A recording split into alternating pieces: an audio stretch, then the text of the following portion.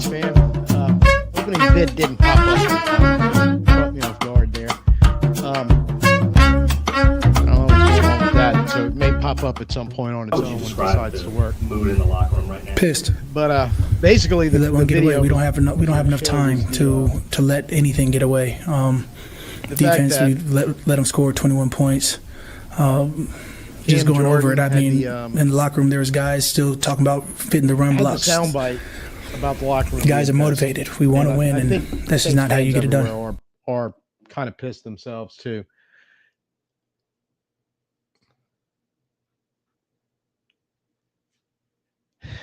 This game was just very strange, in the sense that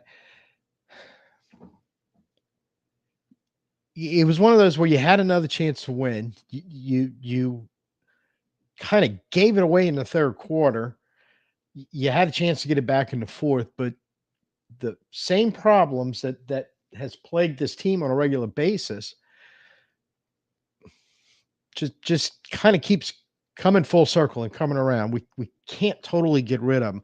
We weren't completely rid of them the last 2 weeks, but we had kept them so far down to a minimum and played well in other areas that it didn't hurt us. But man, today, it was a smaller microcosm of a lot of the stuff that went on during that 7-game losing streak. It was just enough to have a team that it's a fun.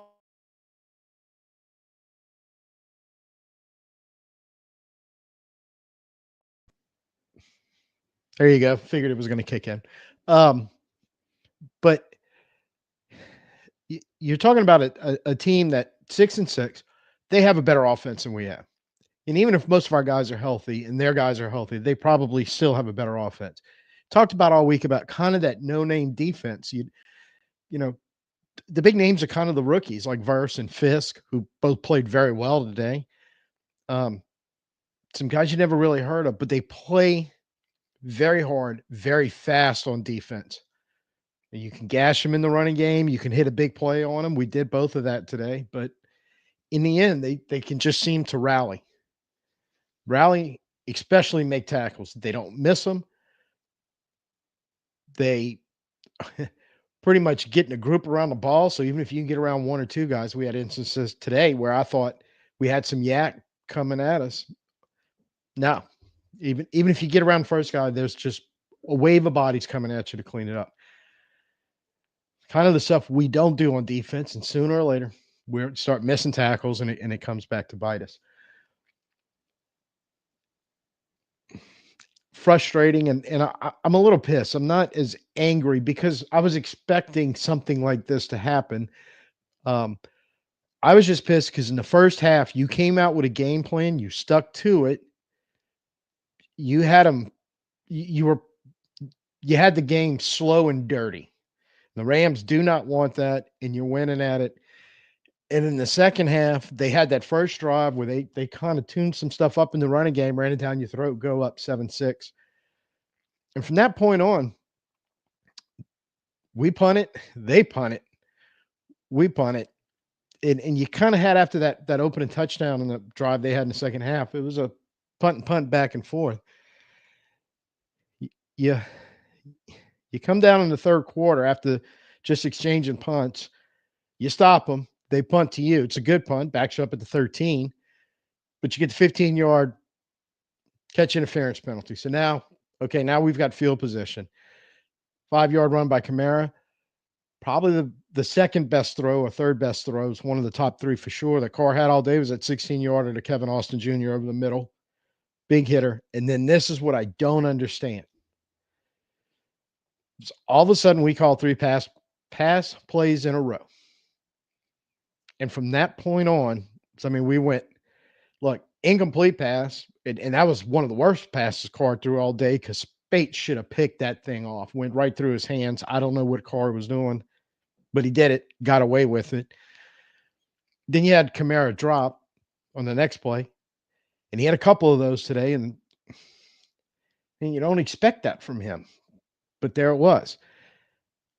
And then on the third one, look, Every time, and we talked about this all week, you let that Rams defensive front, there's no Aaron Donald there anymore. There's no one guy that's probably going to have 13, 14 sacks and be that disruptive.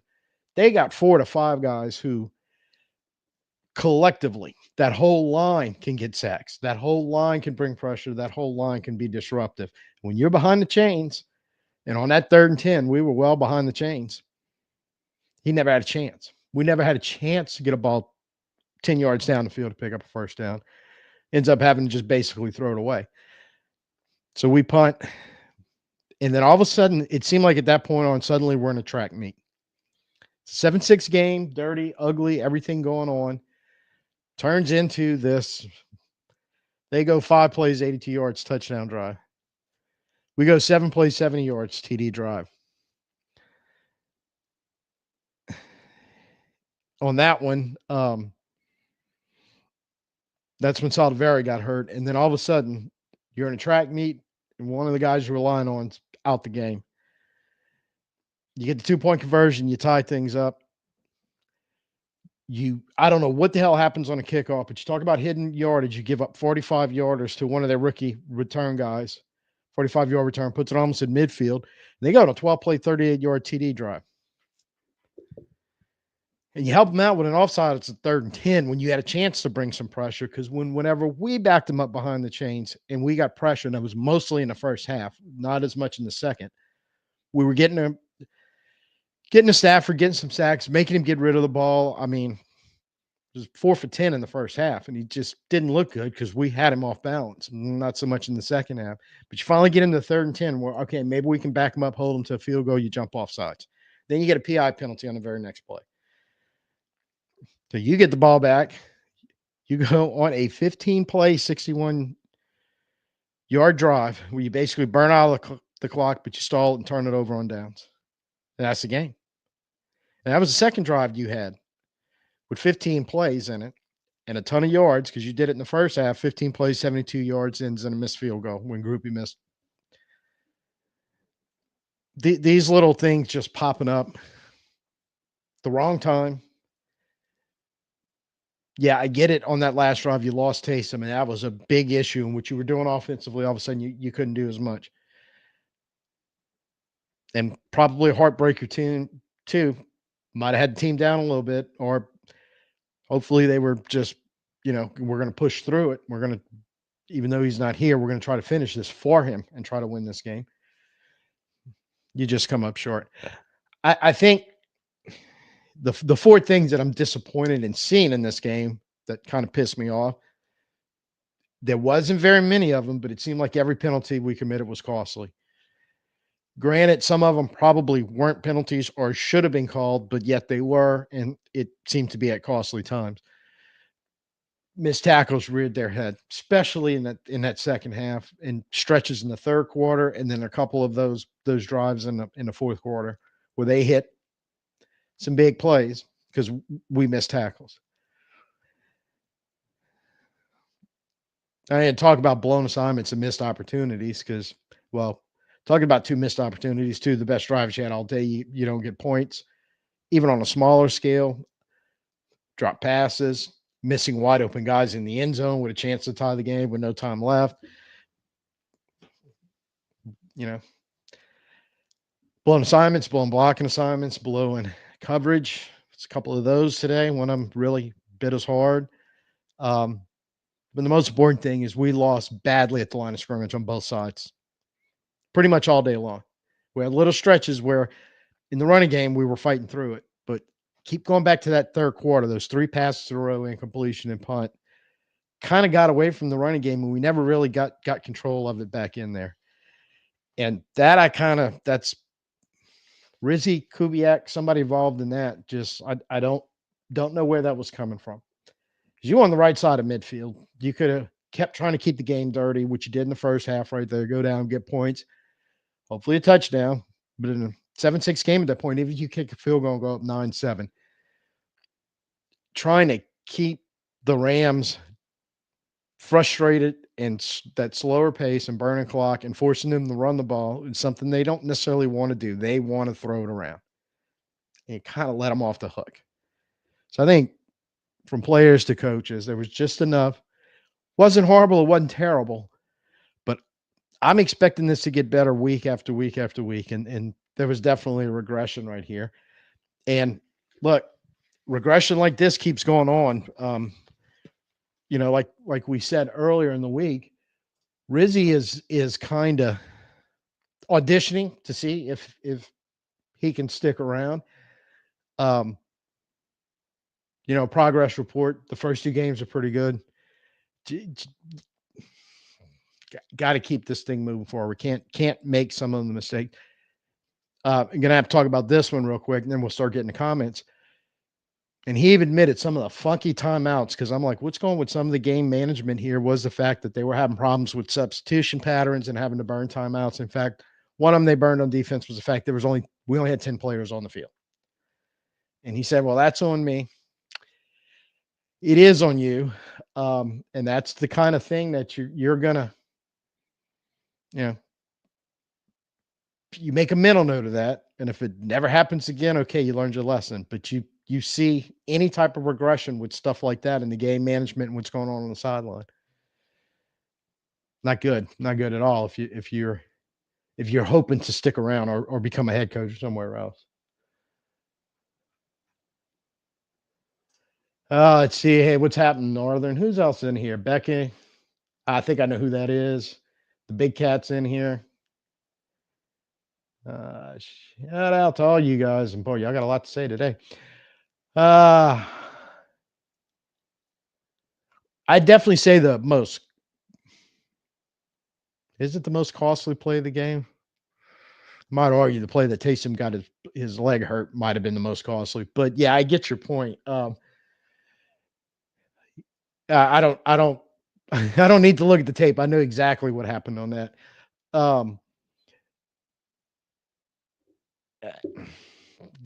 Kind of what you get with him sometimes. But one thing that I found kind of shocking is I think it was MVS said after the game, I saw on Twitter something along the lines of they had audible to a man play, and I didn't need to read what came next, what he said, but because I knew all along they were in a zone from watching it live as soon as they snapped the ball. And he said something like there was really no options to play out of it or anything. So don't know if it was audible at the line, if it was what exactly that meant. Wasn't sure who'd take the blame on it, but at some point there needed to be recognition that we're calling a man route against a zone defense. We're probably going to have issues, and you couldn't call a timeout at that point either because you were burning timeouts all day long for the wrong reasons, and being short when you needed them, you didn't have them.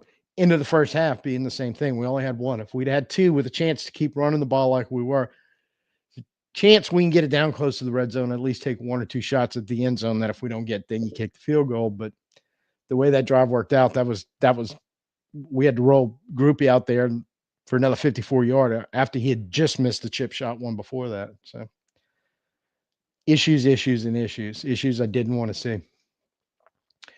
Yeah, I was thinking about that, but technically, you could take a half one because you got the Rams score dead right. There was 21. We're just 10 short on the Saints side. I think he has a strategy. The strategy is basically I only have 3 guys that can really rush the passer. 2 of them in Young and Granderson, when they can get some pressure and get close, can't seem to actually grab him and pull him on the ground. And my third one, Brazil, is actually very good. But he's such a detriment on the run. It's hard to roll him out there the whole, for a lot of snaps. He's just kind of a situational guy. And because everybody else is just kind of taking up space along the defensive line, whether they're interior or edge, you kind of working around them. And then you get to really smart coach like McVay. I don't know if you noticed this, but when they had the matchup they wanted on the defensive line, they weren't screwing around. They were going fast. The stretch of 4 or 5 runs at one point in the game might have been on the first touchdown drive in the second half. It's because Brazil got stuck in the game and they were just running right at him. Because again, it's a great pass rusher, but got to tighten up that run defense, and he's not the only one. But uh, a better strategy would be start figuring out pass rushers and defensive linemen in general, and start bringing better guys in, and then you can expand your strategy on how you're going to use them. Right now, you just limit it because you just don't have enough talent there. Yeah, bet it was. Um, it was brutal to be watching it on TV too. But yeah, I sat through the Philly game, and it kind of reminiscent of that in a weird sort of way. Not really, because Philly is a better team, obviously, the fact that they beat the crap out of the Rams last week. But it just felt very similar, where you're going throughout the game, you're sitting on pins and needles, even when you had a lead, going, I don't know. I feel like this is tenuous. I don't know if we can pull it out. And then it kind of goes against us. I don't think there's any quick fixes coming in. I,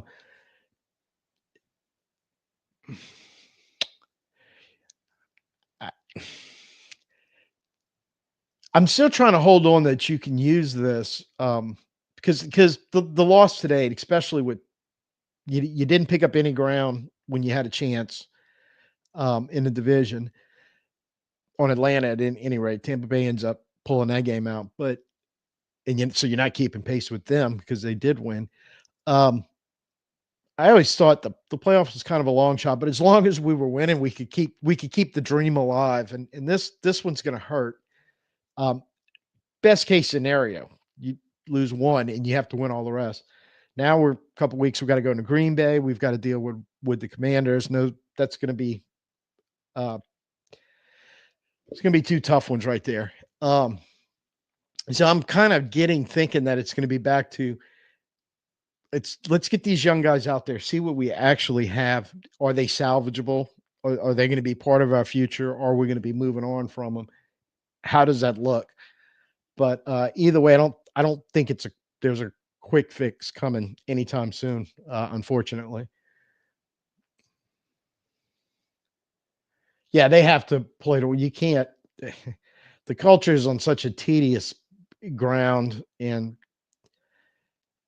you can't flip over your whole roster in 1 year. Well, I mean, I guess you could, but you're going to be playing all next year with basically UDFAs at every position, all 53 plus taxi squad. So,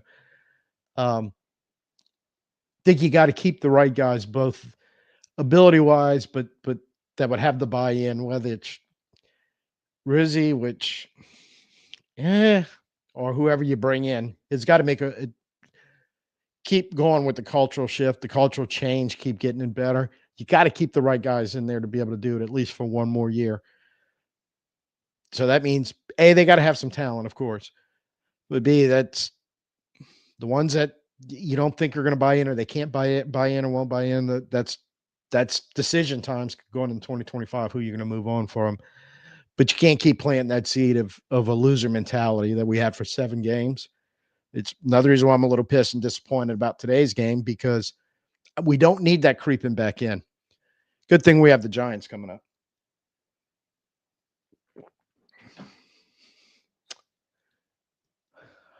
Yeah, I think we put it's sort of like makeup on a pig there for a little while with those guys.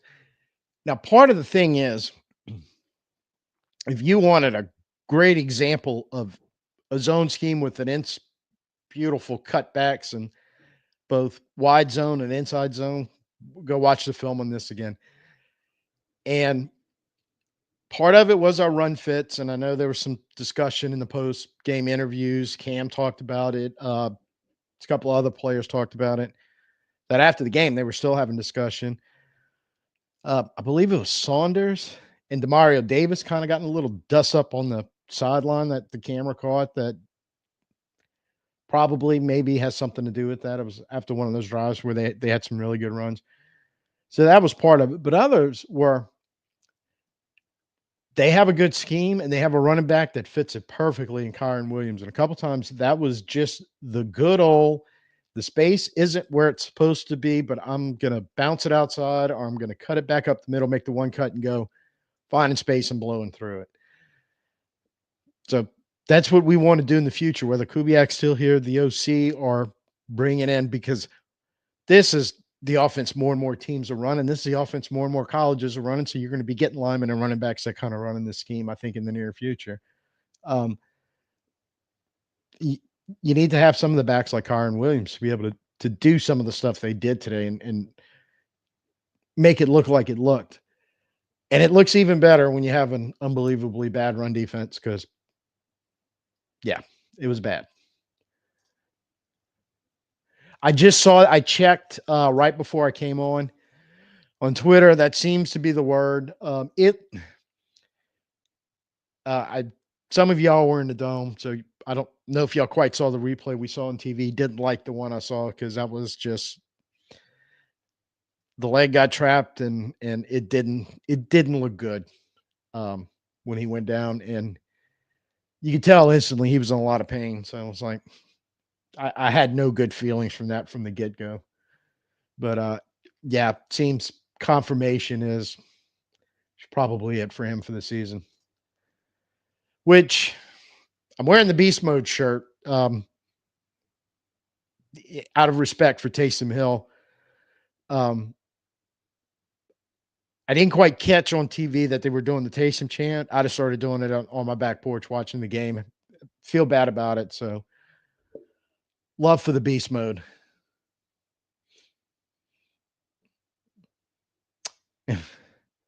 Yeah, that was like probably very similar to the Philly game. Like I said, eerily resembled the Philly game because Philly game when McCoy went down, it was pretty much the same thing. It was like you could hear you couldn't have heard a pin, or you could have heard a pin drop.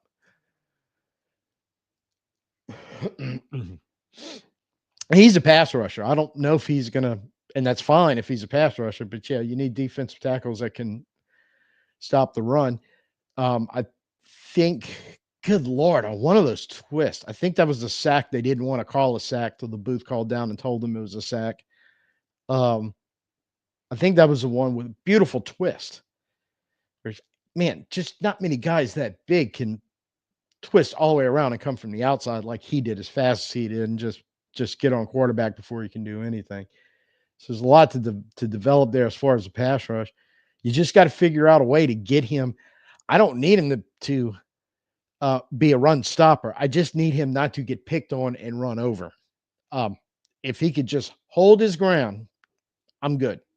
Because when you can get him in the situations where you're going to unleash the pass rush, it's always nice to have somebody like him. There ain't many of them. Rams have two of them, Fisk and Kobe Turner, and see what they do in there. By the way, neither one of those two guys are all that great against the run C today, but you get guys like that, man. They can do some stuff, but you got to hold up against the run, which Fisk and Turner can actually do that. They don't get blown completely out of there, but they're still not all that great against it.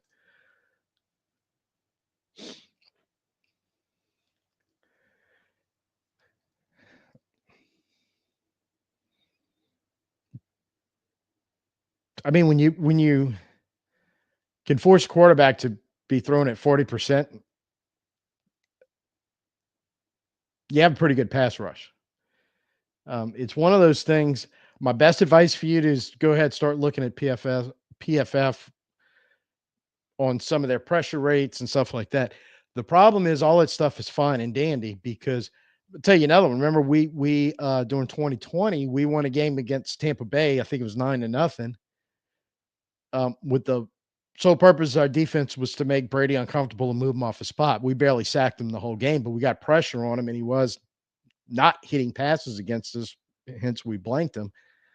So it can be done, but you need guys that can finish because there are times, and we are the embodiment of that you bring a good pressure rate, which your speed package. That's what we want to do with Cam on the inside next to Brzee and Granderson and Young on the outside. But even if you bring in pressure, sooner or later, guys are going to make plays against you unless you can consistently get them on the ground. That's the real problem. So I don't know why we can't finish. There's a reverse of that in the NFL too. It's a phenomenon where guys have no pressure rates, but when they actually get close to the quarterback, it's almost an automatic sack. Just they're only going to do it once, twice a game. So if they go 50%, they get their sack. A lot of it has to do with scheme. A lot of it has to do with quarterbacks who can move around in the pocket slightly. They're semi-mobile. They're not necessarily runners, but they get rid of the ball quick, and you're scheming up things for them to get rid of the ball quick. And the Rams started doing that. I mean, think about some of those quick hitters they were hitting to the screens and stuff. So, I mean, it's a relative term in pass rush, but if you want 4 guys each to have 10 sacks across probably not going to happen. But in the case of the Rams, they don't have anybody with more than 6 unless one of their 6 guys got one today. But they're pulling out about 5 guys with 3 or lows of which is like 3 or 4. So they're just consistently, and I think a lot of teams do it more that way. So when you look at their individual guys, it's like, oh, they can't rush the passer. And get situational pass rush, and they can. But somebody's got to get him on the ground, and that's kind of seems to be the problem with the Saints is we can't get him on the ground. I think Kool-Aid, once again, this seemed to be another game where they decided they did not want to go Kool-Aid's way. I think I really wish it was at the game to watch it because I did notice a little bit at the Cleveland game with him because they didn't really throw his way a lot, but it seemed one of the reasons why they didn't throw his way a lot in that game, and it may have been true in this one, is as soon as they looked over there, he was a blanket on top of the receiver where the quarterback's like, shit, I got nothing there, and looking elsewhere. Taylor gives up space, and he can get a little handsy. In his defense today, it was probably interference, but if you weren't going to throw the freaking flag on the play in the first quarter when Juwan Johnson got interfered with, not once, but twice on the same pass attempt, and you ate the flag, you needed to eat the flag on that play. But other times, he's all over the receiver. He plays the ball well. If you don't want to, shouldn't say you don't want to. You probably have to be very careful because he does have such good ball skills. And if he's got pretty good coverage and you're trying to fit a ball in there, you better make damn sure your receiver can win a one-on-one because we know he can. And I think he's good on the outside. I think he's way better on the inside. I think we kind of saw that this year. Once he kind of got everything figured out in there, but think if he was outside on the full time, like if he'd have started the off season in camp, knowing he was outside the whole time, full time, I think he'd be a little better. So I'm definitely excited with both of them. And they're going to be here for a while. Yeah, he's and they got him on the Robinson touchdown. Tough play to cover, but still. But yeah, he's a solid. You need guys like him. He's that veteran because he can play safety too if you need him. He can play special teams if you need him. So yeah, he's kind of that plug and play guy that gives you a little bit extra when you can put him out there. Because look, you want to talk about guys who are trying to make teams and prove he belongs. Amadi's one of them. I mean, that guy just wants to play football. And I promise you this: if it ain't gonna be here, he's gonna go try his ass off somewhere else. It's also probably the guy, like we're having to use him a whole lot, that a good team like the Rams, good pass game, good quarterback, good scheme, they're going to pick on him a little bit and finally find a play or two against him, and they did. But you got to be careful with him too because you pick on him, he can make plays. And what I love about him, he can freaking tackle. And there's some guys on the team I wish would sit down with him and he'd teach them how to tackle. 0 for 5 now in his career, I believe. He's 0 for 2 with the Saints. I think he said he was 0 for 3 or maybe 0 for 4 when he was with the Raiders. But yeah. And I don't know what our overall record against the Rams has been, but it's probably not all that great either. At least we've managed to beat him a few times here and there. Yeah, I do think it's been mentioned. I've said this. He is going to be a head coach likely somewhere at some point in his career. I just don't know if it's going to be here and next year. I don't want to bequeath him the job, but I want to give him a fair shake because he is going to be coaching this team for 8 games, and you can figure a lot of stuff out. Well, as fans, we think we can figure, but I'm assuming if you're in the front office and you're in the hiring process, you could figure a lot of stuff out. But regardless, if he manages to win out, sneak into the playoffs and win a playoff game or two or something, I'm still of the opinion you do not bequeath him the job. I still want to hear from Vrabel and Johnson and Slowick and whoever else out of that top end list that's going to be available. Um, Assuming they're going to be available, Ben Johnson could say, no, I'm sticking with Detroit another year like he did last year. The Chicago job opening up, that one hurt a little bit because one of these young offensive types looking at that goes, they basically assembled the team that an offensive guy would want to coach, except they didn't really do a good job with the offensive line. And so somebody like Ben Johnson or Bobby Slowick, if they want a head coach, and looking at Chicago going, if I get him to fix the offensive line, I can work with the young rookie quarterback. They got talent at receiver. They got a pretty good running back, got a good tight end. There's a lot of weapons here. Let's go see if we can make it work. So depending on how it all shakes out, Chicago might be the front runner job for the big names on the offensive coordinator side, especially to be looking at right now. Yeah. Um, Especially under the circumstances we're in right now, because it's been a tough year and all the way around. And we definitely know what regression looks like over that 7 game, because regression was insane. Um, how bad it got, how fast it got, and at least Rizzi stopped that. And going back to Matt's, um, comment earlier about you got to play to win. I think that's a big part of it. You got to play to win. You got to play to keep getting better. It's got to be the point you hammer home. Um, Losing is a disease. It's contagious. You don't want it to just ravage through the organization. That has hit some pretty prominent organization. Remember, the Giants used to be awesome, and so the Jets at one point in their lifespan, not so much anymore. You don't want anything like that happening. Yeah, he only had like the two pressures, the one where he, again, perfect point. He runs around and he's able to like swipe the arm or tip the ball when Stafford was trying to throw, and it was a little blooper that just kind of hit about halfway to the wide open receiver he was trying to throw to over the middle of the field and roll to him. And then he had the one on the rollout where Stafford had to just freaking chunk it before he got his head ripped off.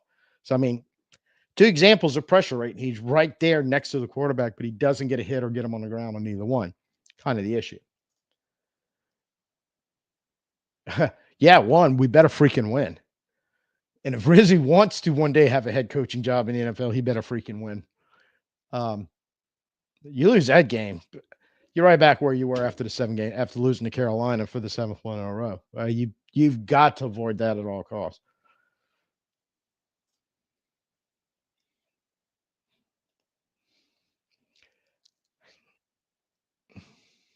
I think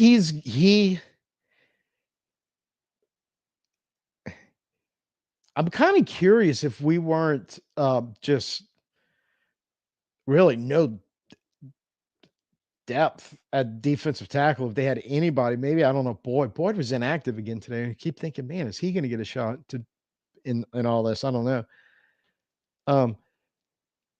Where you could kick him to the outside, I'd do it now, because Foskey, Turner, forget it. Forget about it. Passing Yao, I thought was on the verge of maybe coming back, and they decided at the last minute that he was going to be out. Passing Yao is another guy that can. He's one of those sneaky pass rushes. We saw that last year. Speaking of the Giants game, he went off in that one. He's a sneaky veteran. That you're going to get a little more of a pass rush with him. I don't know how much you're going to get in the running game though. But right now, I'd feel good having Passanio as the third edge rusher coming in and getting in the rotation.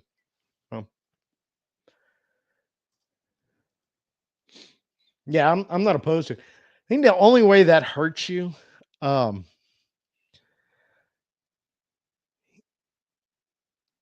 And I don't even know if that's that big of a deal because you do have him on the edge, but some of those edge runs, but he moves so well side to side that he could probably still that might actually be a little better for him because he's not having man, there was one today with the quarterback sneak was a triple team and probably anybody would have folded against that. I don't know how that happened where we had one guy in the middle on a 4th and short and nobody's there to take on any of the blockers in the center and both guards get to blow them up.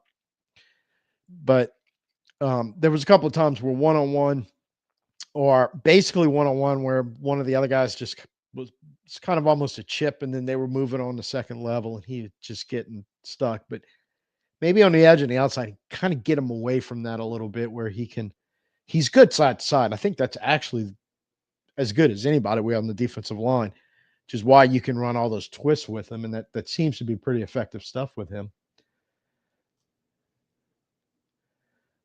Frick. Yeah, it depends. Car is a math problem, and people need to understand that it's a salary math problem before it's a. Unfortunately, blame who you want to blame on that, but 30 million in salary this year, 50 million in 30 million in 2025, 50 million in next year, plus the guarantees, plus all the debt money because of the crazy signing bonus, yada yada yada. You got 51 million on the books for him right now. If you cut him or trade him or do whatever you're going to do with him, it saves you $1 million in cap space. So that projected 62 million goes to 61. But you get to eat the rest of that contract in 2025 and just get it off your books.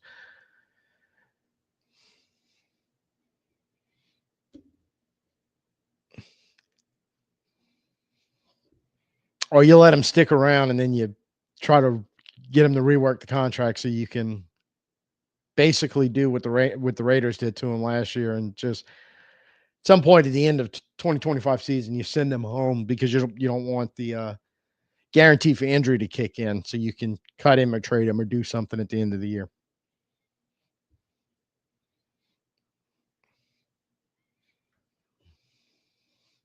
I don't know. That's for Kai Hartley and Mickey Loomis if they're still here to figure out in 2025. Puh. It's almost like he's a ghost. Because nobody talks about him anymore. They don't even ask anymore. Just I haven't heard a thing about it. I think the organization sounds like may have just finally given up on him. I don't know that for sure. It's just a feeling because he's kind of become like the missing person of running backs right now is on a milk carton somewhere. I don't know. But God, they're gonna need him if they can get him on the field. You know, we had Jamal Williams out there a couple of times. I don't even know if he touched the ball. He at one point, I know there was one play he was lined up. We went empty when he motioned out, and I'm sitting here looking at that going, and this before Taysom got hurt. So, you know, if he's in that spot doing that, yeah, you've got something believable. But I'm like, is there a Rams defender that is not only worried about motioning him out of the backfield into the slot, going, please throw him the ball. That's going to be the easiest stop for us. If he catches it, it's going to be the easiest stop for us in the world compared to some of the other guys you have. So I don't know. But when you're looking at stuff like that, and he's not touching the ball, you need some help at running back, especially now. Fortunately, it looks like you're not going to have Taysom for the rest of the year. If he can go, if they can get him to go, they need to get him on the field and find out. And if he gets on the field and gets hurt again, best ability is availability, and he ain't got none of it. So at that point, he's probably not going to be on this team anymore. Special teams, Cleveland game, did see him out there, I think, for one snap. He was it was a snap or he was congratulating somebody coming off the field because that's where he was milling about. But I don't know for sure. And I'm kind of joking. I don't really know for sure. But I know where I'm not seeing him as a second round pick. I'm not seeing him lined up at defensive edge. Right now, I'm not even really getting snaps. I mean, look, one of the reasons why you get beat up and bashed on the defensive line so bad is because you burned a lot of bad picks on them. First round, second round pick in Foskey's case. So none of this is really working out. Looks like you're going to be okay with Brazil, and was a late first rounder anyway. And it's like kind of like, well, okay, if nothing else, we've got an interior pass rusher. We could get him developed the rest of the way, then he's a much better first round pick. Or at least in the case of Penning and Ruiz, you've developed Ruiz. I think Ruiz is going to be a pretty solid guard in the near future. I think you're okay there. Penning has definitely improved over what we saw. That horrible last year, just big time improvement. I still don't know if he's your starting right tackle, but I feel confident enough to go. It's probably going to be a decent backup tackle in the league, and that may be where his value is. I don't know, but I have a feeling you're not going to get away with that because somebody else would be willing. Because God, they got some god awful tackles around the league right now that are actually starting. I think somebody would he's not going to sign for backup money, and I think somebody would pay him and give him a shot if he leaves here. So he's an interesting case. I don't quite know what you're going to end up doing with.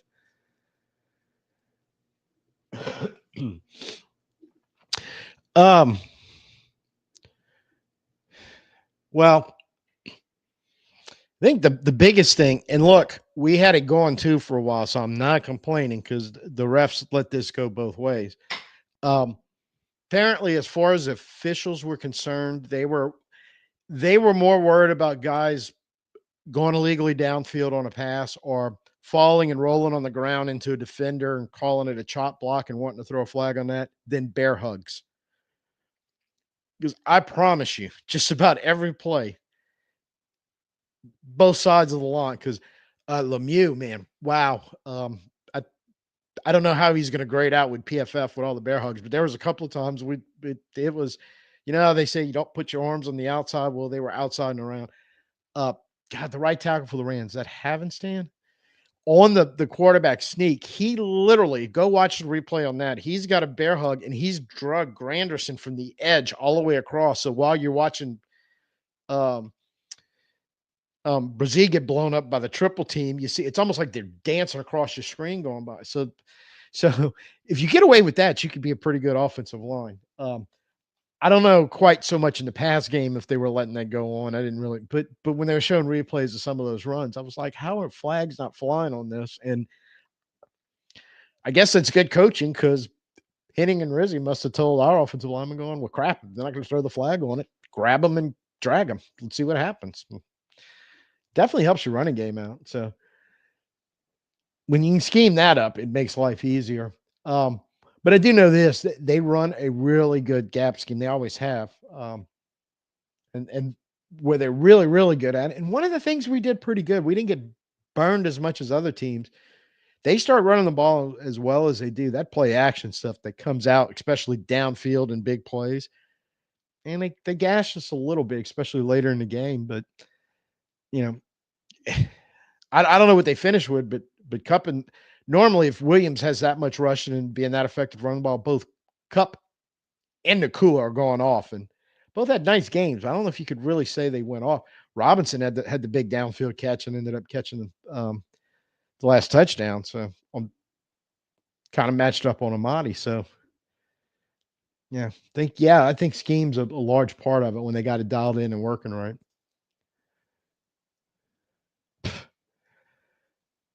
I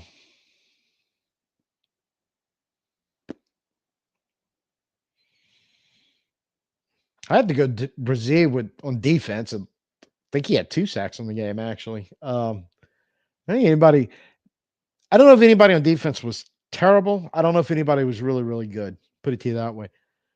On offense, I mean, Alvin ran the ball hard.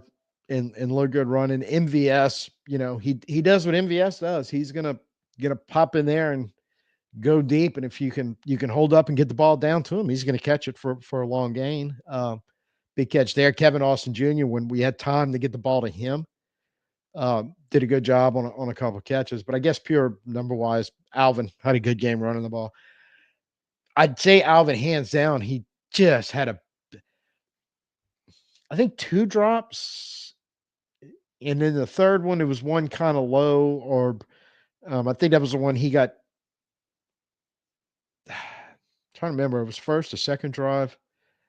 Um, I think we ended up losing 5 yards on the play, but basically he had to catch one off of his shoe tops almost. So I mean, it's like catches that one. He had another low one, I think, that just didn't get to him, but there were 2 that right here in the hands that he dropped. So it's like, so I guess Alvin special teams. I'm going with Nephi Sewell because, like I said, shout out for him winning the award during the week. He did have a big stop on one of the kick returns. So,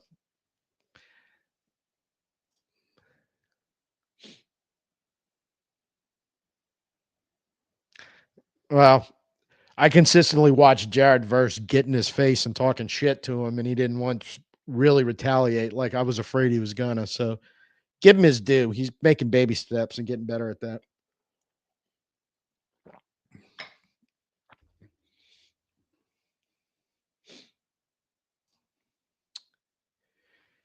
So, yeah, 45 in. So unless y'all have something else to hit me with, just a reminder, this thing's still going on for about another 24 hours. So the Black Friday on the discount, 15% discount still going on the website. We'll say too, today I put the video down December 1st, the membership for the channel. So go ahead and check it out on the homepage. For some reason, and I don't know why, I'm pretty sure it's user error or something I did on my end, but I hadn't figured it out yet. Next to the subscribe button, if you're already subscribed, there should now be a join button.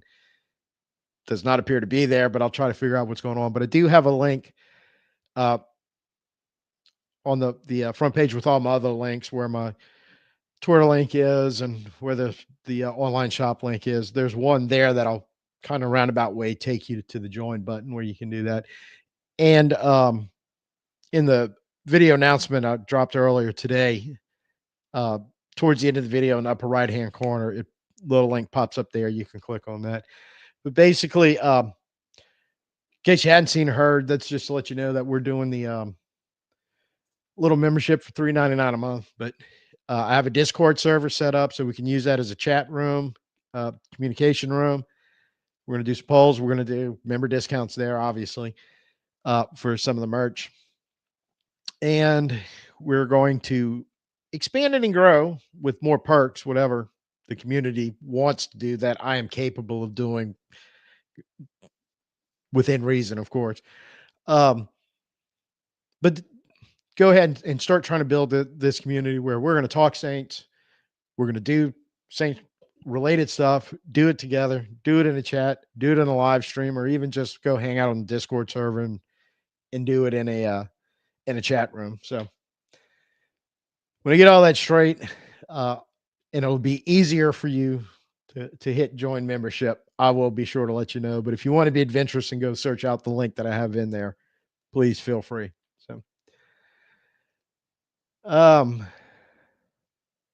I'm probably going to take them off until next year, actually, off the website completely.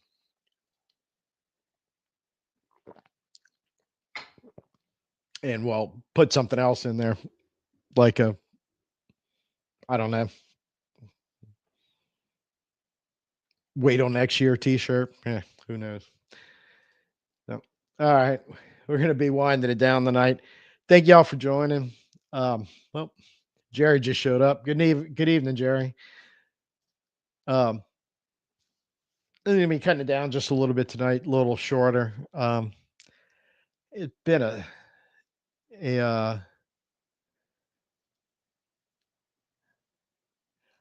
that's an interesting question. Um, and I had the thought earlier, like I said, right before we started when I jumped on Twitter and saw it done for the season, 34, um, tail end of the contract, a guy that just didn't miss games. Suddenly this year, it's like the chest, bruised lungs, things, whatever that was, the first one, then the broken ribs, now this. I don't know. I mean, I honestly don't know what his future holds. I'm thinking he's going to want to come back and play, but I don't know. Um, I don't picture him changing his style of play, so I kind of picture this injury thing because that I mean that's what he is, man. He's a beast. He's beast mode. He's just going to go out there and try to crush people and play as hard as he can. So Dun's an interesting question. I guess we'll hear something on that in the off season one way or the other, depending on the injury, the rehab, how long it's going to take, and all that. Yeah, I mean it's you said just the little bit of regression on this one that if like there was so much right here that was just like right within and you don't want the backslide of that stuff. Like we were talking about earlier, untimely penalties, the blown assignments, the missed tackles, especially that wasn't an epidemic for 4 quarters like it has been in the past, but it reared its ugly head at times and we got hurt because of it. Don't want to see that continuing and all the progress. And I know it's only been 2 weeks prior to this one. When I say all the progress, it was a tremendous amount of progress cleaning that stuff up, trying to get it to go better, to not, backslide. Kind of the thing that concerns me the most.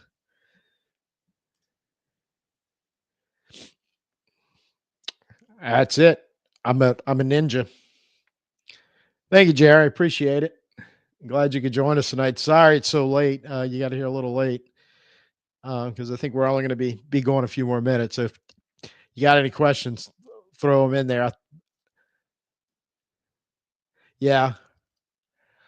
Well, I mean that's just part of it. That's the Kyle Juszczyk part of the offense that he had to deal with. But I mean, it's football. It's a contact sport.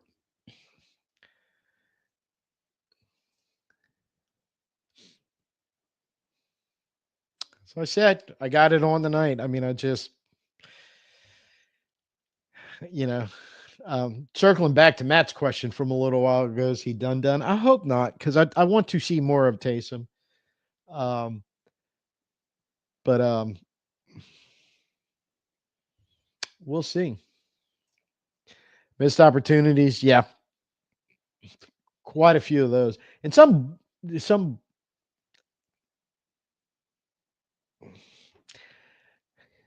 hate to call them I hate to call it some stupid plays, but some stupid plays, stupid play calling in some cases, some stupid decisions, just dumb, just bad football. Not a lot, not again, massive amounts of them, but just enough to hurt us. And to be honest, I think part of it, the reason why it can hurt us so bad is this team at its best.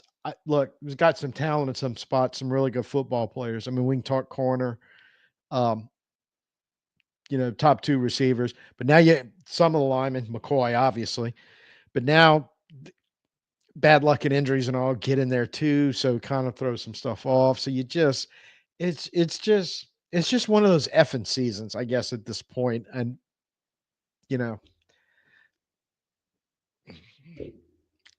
only got 5 more weeks of it, likely.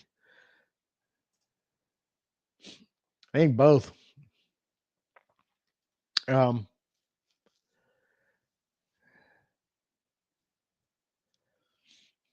I think the biggest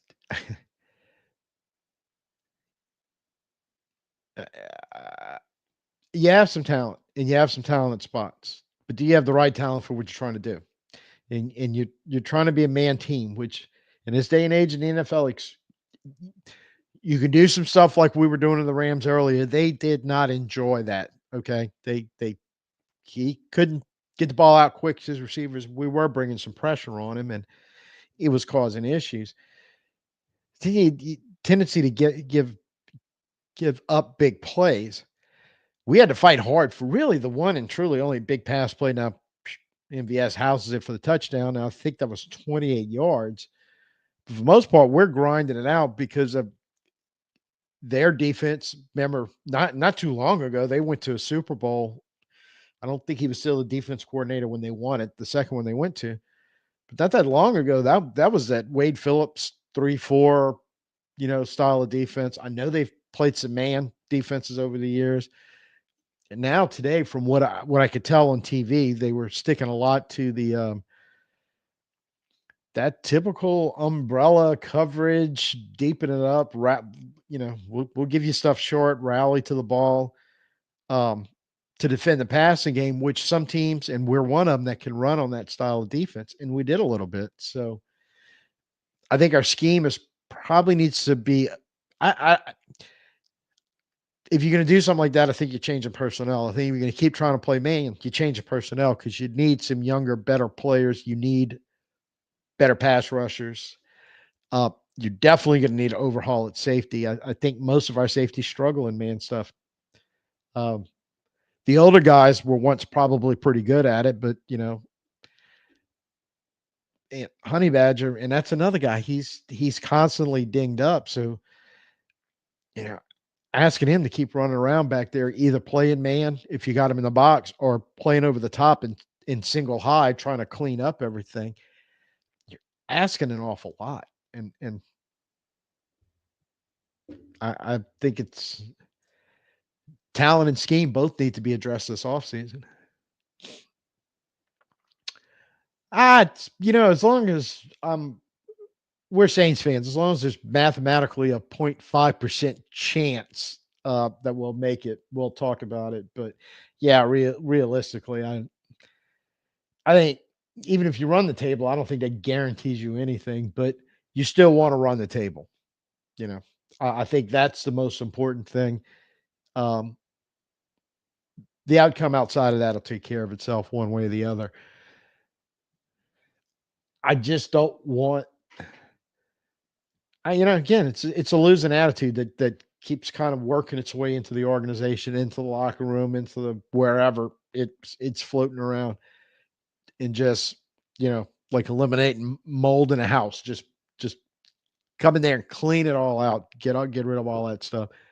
So you finish strong, and you can realistically get to the point once you fix some of your other issues, your talent issues, possibly some coaching, front office, whatever issues and all that you need. You planning on fixing this offseason, get all that set. So you might have to have a rough 2025, but by the time you get ready to start 2026, you got all that crap cleaned out and everything set it in the right direction.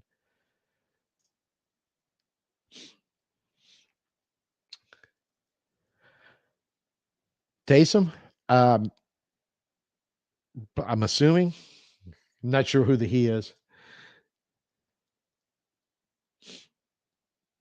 Yeah, no.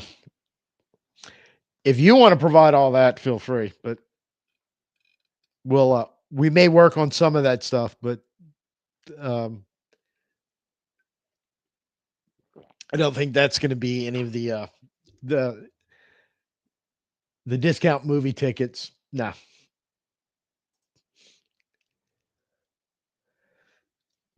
That's one of your case studies, really, for what can go horribly, horribly wrong. But I think also the Giants too, because the Giants, they had the Super Bowl run and all with Eli that started winding down, and then they just and see if this sounds familiar. Started doubling and tripling and quadrupling and whatever comes after quadrupling down on bad decisions after bad decisions for quite a few years now. And what you see now is what you get. It wasn't that long ago that you had a chance to do it all right as Eli's career was winding down, and you could see, if you were the Giants, the window was closing instead of going, let's jump through that window one more time. I don't know if any of this sounds familiar to anybody, but you got to be careful.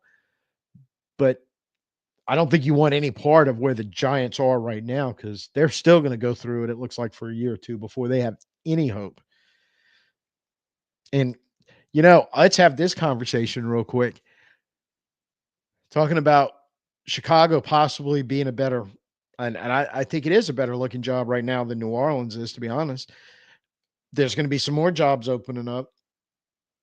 You don't want to be the job that's so ugly that you're constantly getting stuck with the Brian Dayballs of the world as your head coach, or the Robert Salas or whatever. Uh, who That's been a bit huge, and the GMs to go, look, it's just it's a it is just a downward spiral of badness that it's I don't know when they're either one of those organizations are actually going to get out of that, but I do not want to go through that hell. So yeah, Matt and Jerry both. Yeah. Got to keep winning. Yeah, he's at the game today. He's probably home in bed right now.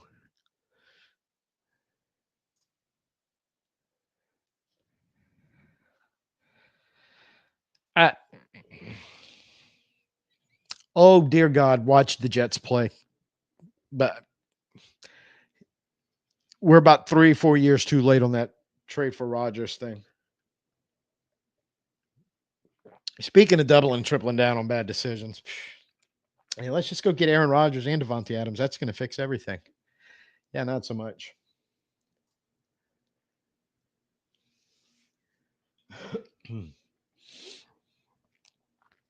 Yeah, excuse me. That's one of the, oh Lord. That's the bad decision that keeps on giving, isn't it?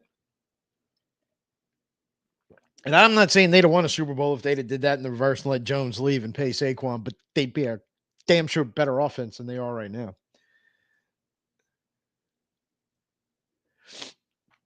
Yeah. I might be the big reason why they don't want to come here. It's like they don't shit. I don't want to listen to that asshole scream and holler about me getting fired. So, hey, is what it is. We're fans. We do the fan thing here. Yeah,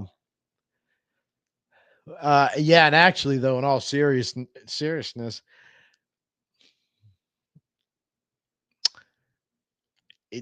the front office, and not just Mickey by himself, but some of the other stuff going on in the front office could be a big,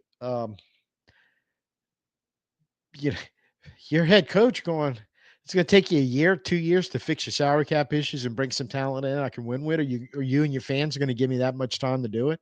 Y'all okay with me not really having a legitimate shot at doing anything till best case scenario 2026, but more than likely 2027? And the only team I can think of, organization, that got away with that because things had gotten so bad and they had had enough, Frisco, with the basically amounted to the 6-year deal for John Lynch and Kyle Shanahan to rebuild it, everything from the ground up, which they did do in a little ahead of schedule. But even that's a crapshoot, because if you hire a Brian Daboll and whoever the hell the Giants GM is instead of Lynch and Shanahan, then you're really in for 6 years of total crap.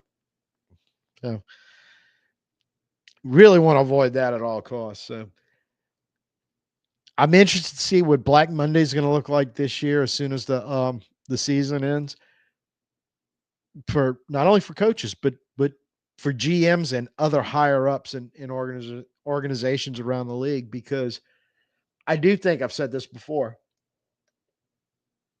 and I was going to close with this thought, but I got another one just popped in.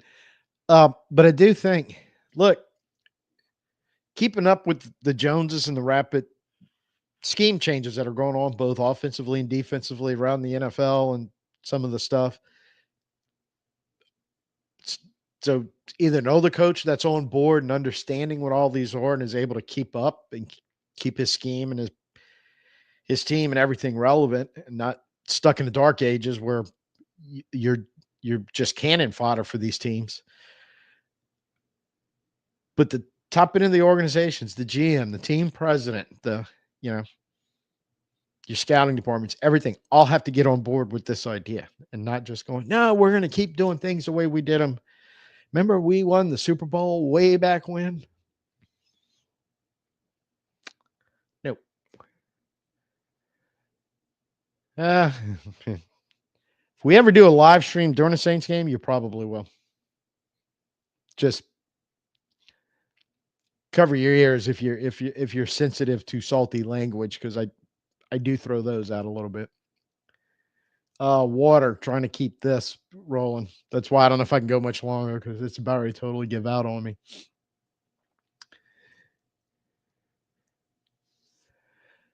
Well,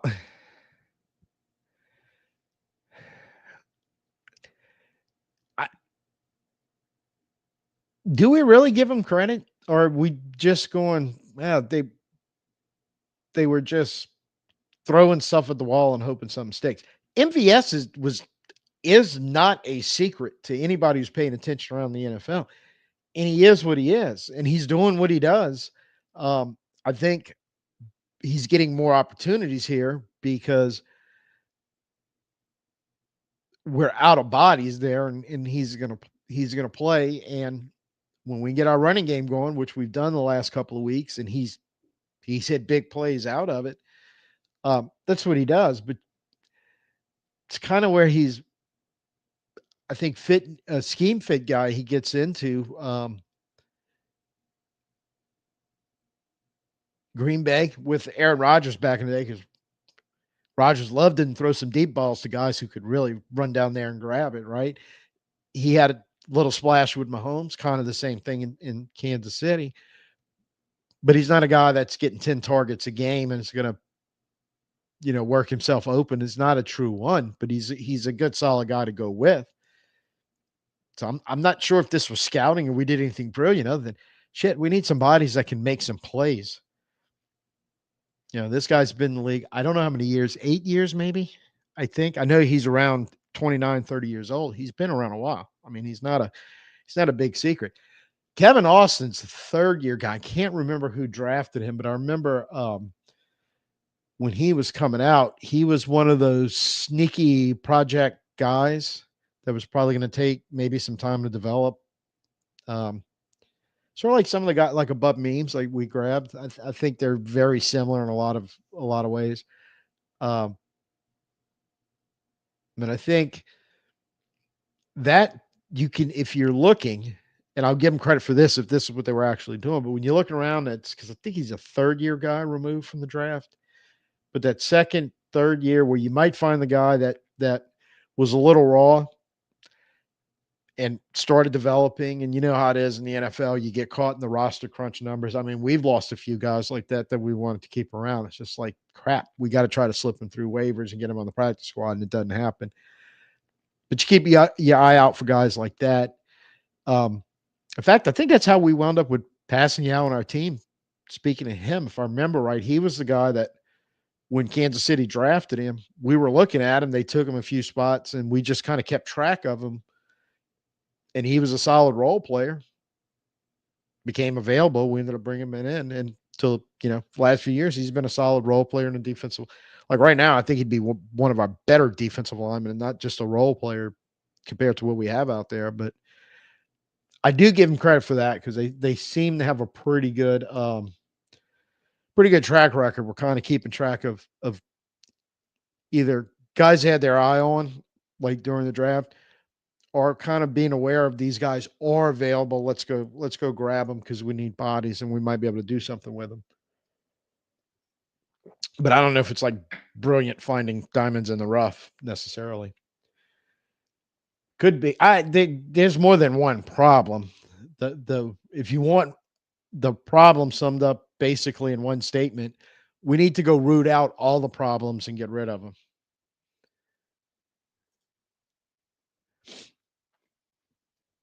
And probably giving some cornerbacks heart attacks out there, because I mean, you do have to go cover that guy, and he can be taken out of games. you'd like to as much of his ability. I'm pretty sure the Saints would love to throw a lot more balls his way, but he's got to kind of get open. Um, and he's just, I don't want it to sound like he's a terrible wide receiver. I don't think that at all, but I think in certain areas he's very, very good. In other areas, you could kind of scheme him out the game, and he'll kind of disappear for a little while till you can work him back in the offense. You know, as opposed to, I'll give you the example that just popped in my head. When you're looking at Olave and Shaheed, when we had them both healthy and out there at the same time, which was very rare from only a couple of games this year, it seemed like. I do know Olave, when you go look at the analytics stuff, is one of the best guys in the league about getting open against zone coverages. And we all know what Shaheed can do in man coverage because the dude can just blow the top off of a defense, or you can hit him on a short route and he's got so much speed and so much burst, he can catch something short and pick up a chunk of yardage before you know what hit him. So it was a good balance right there. Kind of looking at MVS, I don't that kind of Shaheed role that kind of get him caught up in man. He can blow the top off defenses or Cleveland game. I mean, his long touchdown catching out was actually a rather relatively short pass, but just turned it up in space and forget about it, man. Guys that fast, you're just not going to catch once they start get rolling like that.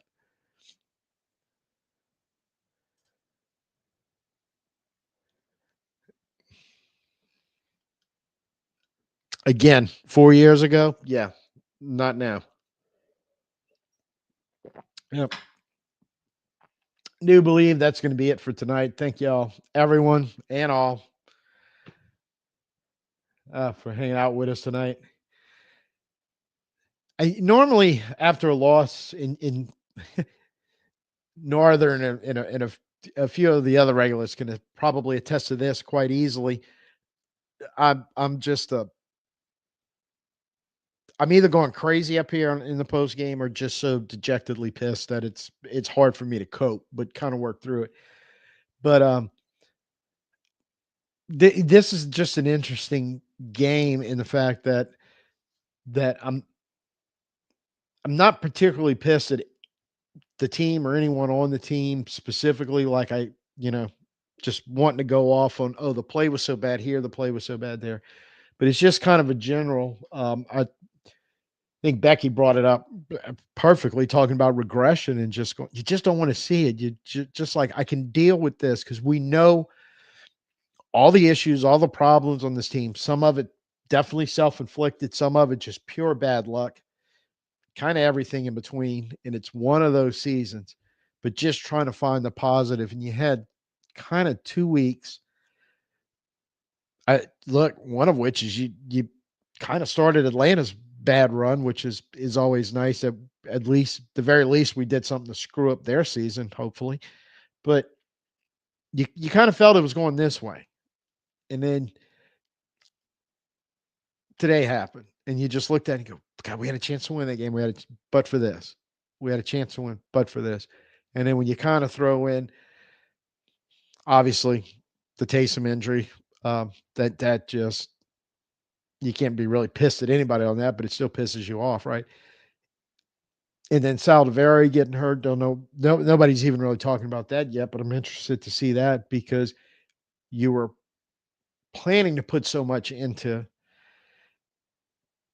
I want to say his future, but they were liking his future, and you wanted to see what you had, and you were trying to get him on the field. And I think he looked okay so far, what they were getting from him, but now is he going to be back on the shelf for a while? And just another question mark that you just don't know. So Buffalo, yep. Yeah, that was up. I 21-3, I think last I saw. I figured Buffalo was going to win that one in a walk. So not really sure who that is. I'll go look it up as soon as I sign off in a minute to see if you're giving me a compliment or an insult. And I'll catch up with you later once I realize who that is. So thank you or thank you. Not really sure which way that goes, Northern. So, but there is a thank you. Like I said, everybody for joining tonight.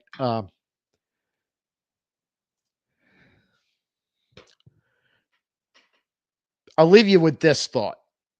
So, kind of handling this one. Should have won it. Could have won it.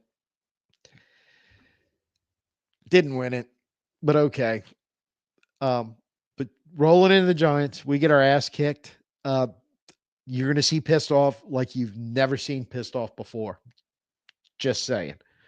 But hopefully that won't happen. We'll be live Thursday afternoon, normal time. Should be normal time, 2 p.m. Central. Probably gonna have a little video that I've been working on a couple of things. I think one of them will be finished by Tuesday, so drop that one and just leave that one for a surprise. Actually, it's not a surprise. The reason why I've been holding off on it is because we did the Rizzi progress report, and I was like, yeah, before we start talking about any other possible coaches, A, let's see how this works out, and B, let's see how's it going with Rizzi. We might talk about one or two on Tuesday in that video. So, till I see you next time, I'm Tim. Peace out and who dat.